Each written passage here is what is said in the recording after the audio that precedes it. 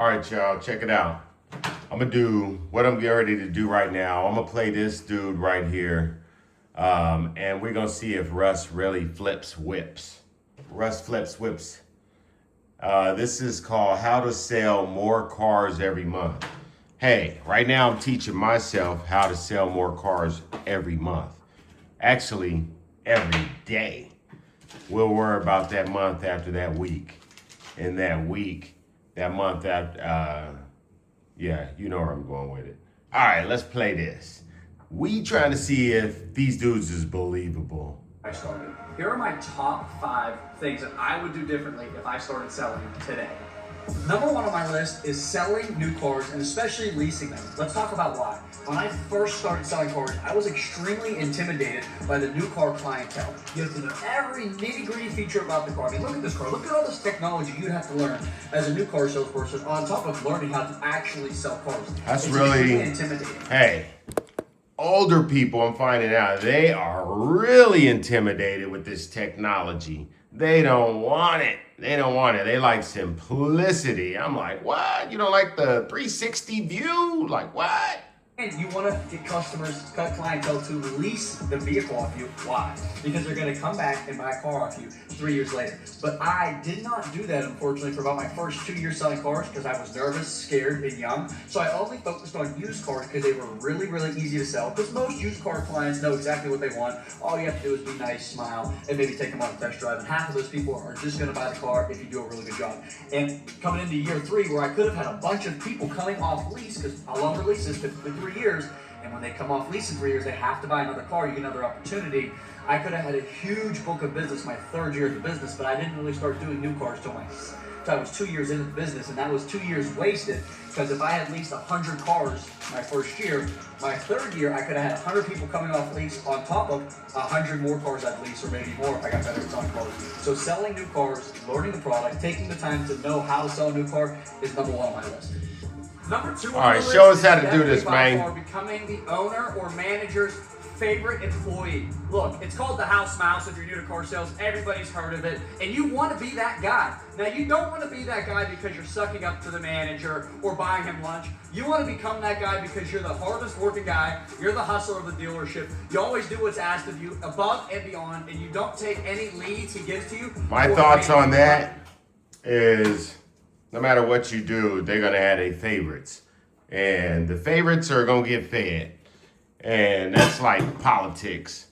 Kind of got to stay out of that. Hey, you do this, I got you something extra. Hey, I want something extra if I do this too. You know what I'm saying? But hey, that's the politics. It's everywhere. People got their favorites, and it is what it is. You know what I mean? First started here, I was not that guy. There was already a guy that got all the leads from the owners and managers. And I slowly became that guy because when I got the opportunity from a manager or the owner of the dealership to handle their customers, I gave them a world-class experience that I knew they had. World-class. How good of a job I did. And bit by bit, I slowly became the go-to guy because I knew the most about the product. I took care of the customer the best, and I went above and beyond. A lot of people get because I knew the most about the product. And they kind of half-ass it a little bit. Sorry to swear, but that's what they do because it's the owner's friend, and they don't want to go above and beyond because he's buying no matter what. I always doubled down on the owner's friend, and for the most part, 90% of the people that are the manager's friends or the owner's friends go to me because I give them that experience. Now you might ask, why am I saying this outside?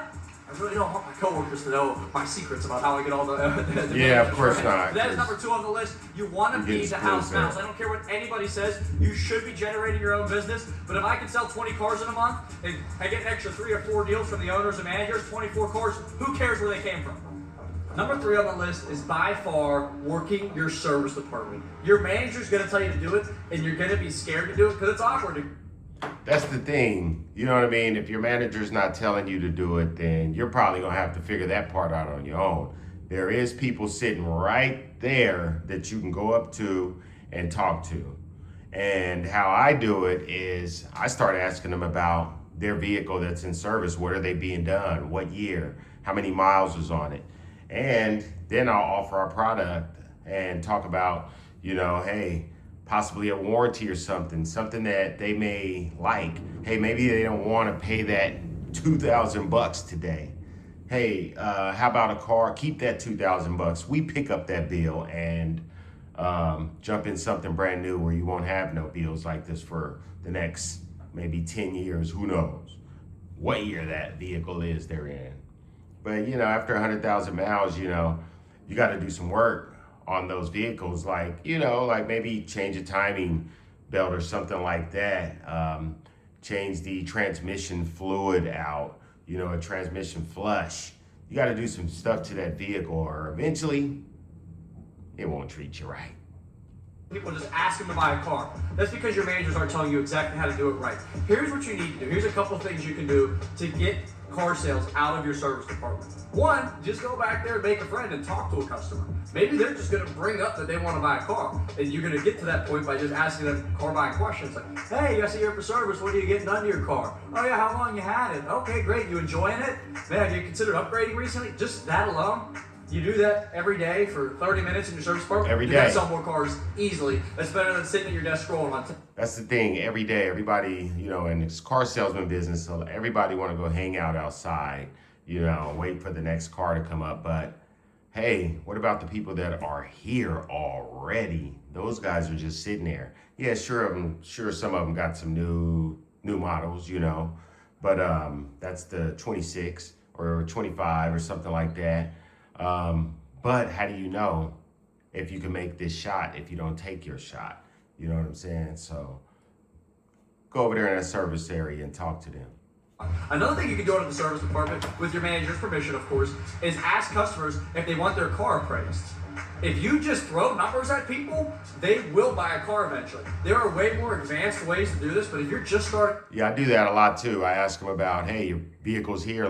Can we give you a quick appraisal? You're sitting here. You're probably, what are you getting done? Oh, okay, you'll probably be here for a while. So that's when I'll go into the appraisal. Like, hey, it's sitting back there. I can go snap some pictures real quick, put it in the system and let you know what it's worth. If you got equity, we could put that to the new vehicle, and then now you're rolling out new with the brand new warranty.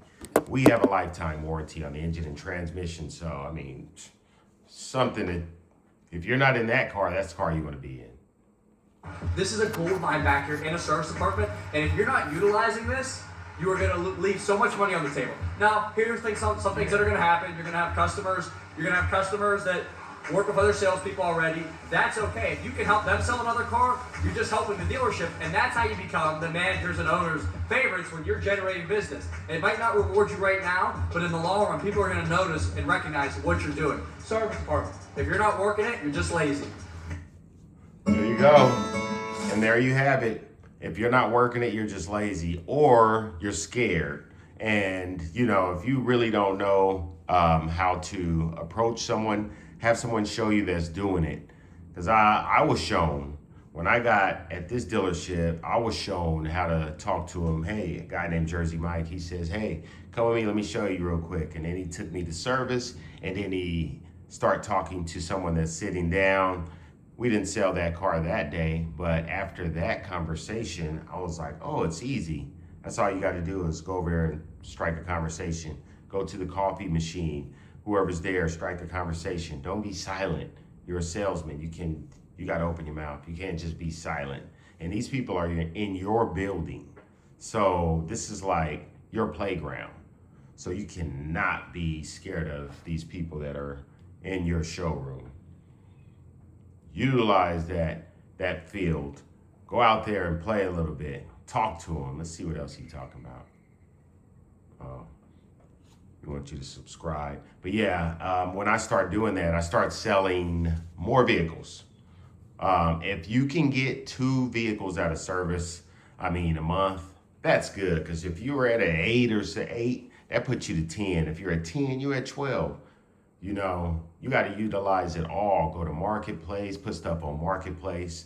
And when you put things on Marketplace, don't give them too much information, because that's going to stop your flow, because people won't have to contact you for nothing if they have all the information they need.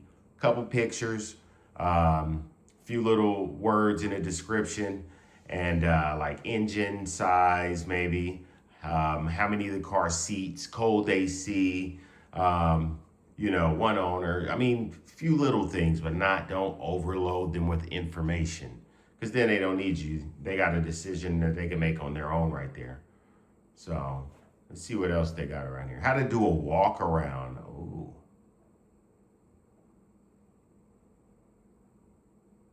How to do a walk around. Let's see what Andy Elliott talking about on the walk around.